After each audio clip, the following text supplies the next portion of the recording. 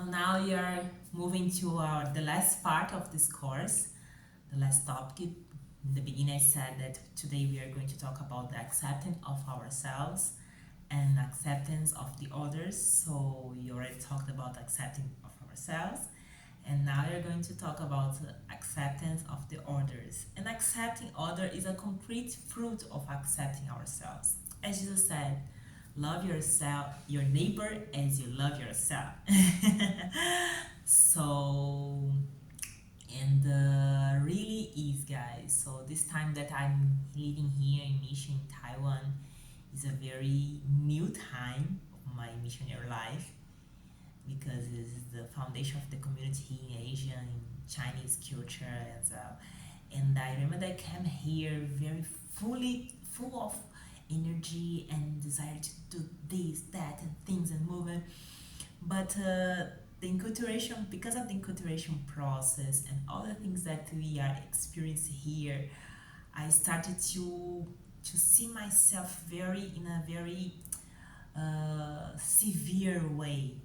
And remembering also my education, that you need to do this perfect, you need to do this because the people need to know the charisma, need to experience God's grace. And I was like focused in what could I do.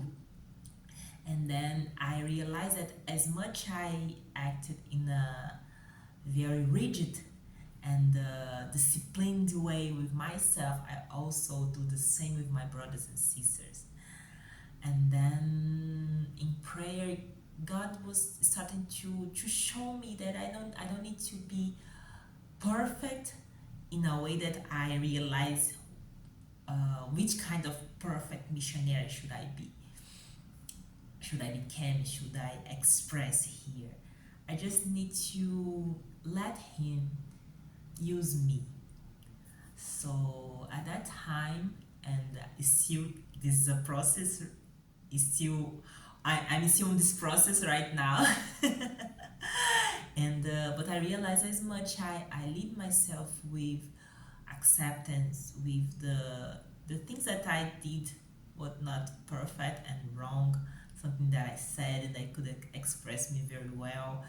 And as much I accept this poverty, this weakness, this limitation that I have, I am also able to accept my brothers and sisters limitations, weaknesses, and poverty, and also we can grow together in faith in order to more freely relate with God and with others.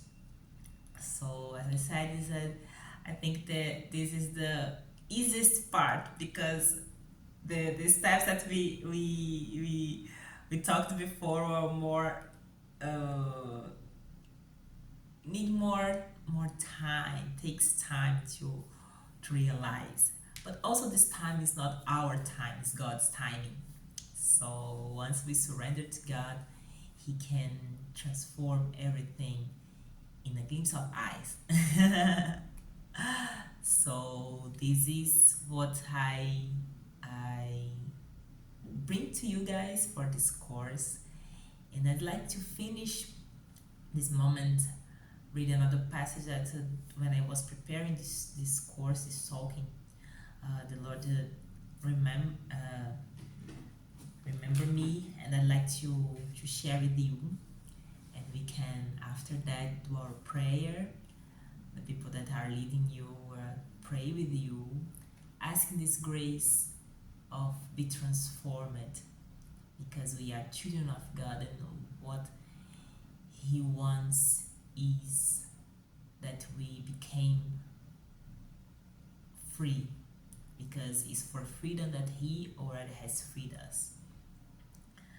The passage is from John 20, the Gospel according to John 20:19, the passage of resurrection. And I'd like to talk about the experience of Thomas, because Thomas, when I was praying, God remind me Thomas as a person that we sometimes when we say he needs to see to trust for trust. So sometimes we also are like this.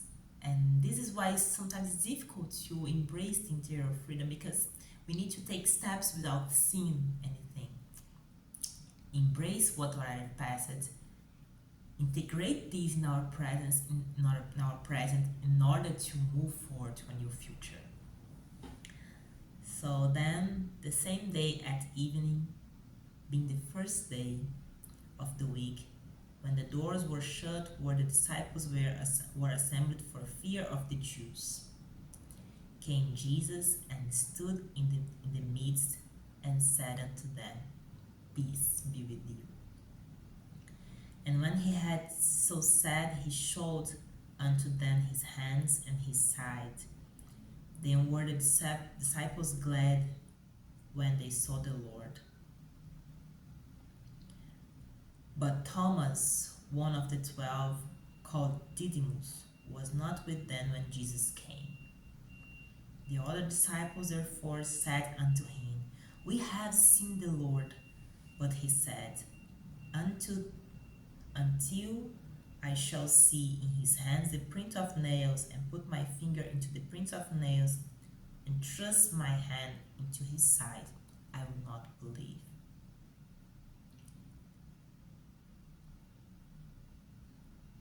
And after 8 days again, his disciples were with him, and Thomas with them.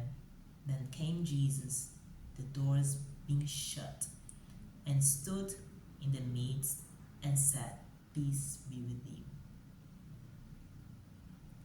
Then said he to Thomas, Reach hither the finger, and behold my hands, and reach hither thy hand, and thrust it into my side, and be not faithless, but believing.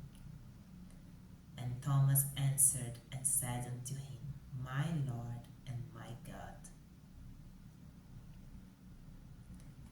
So may the Lord give us, renew in us this experience to recognize Him who entered in the spaces that were locked by fear, by pride, by vanity, because of the wounds of our past.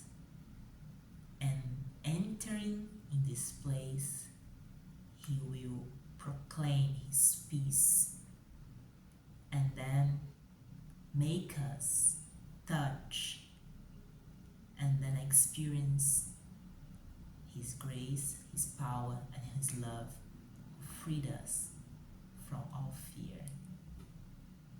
God bless you. Shalom.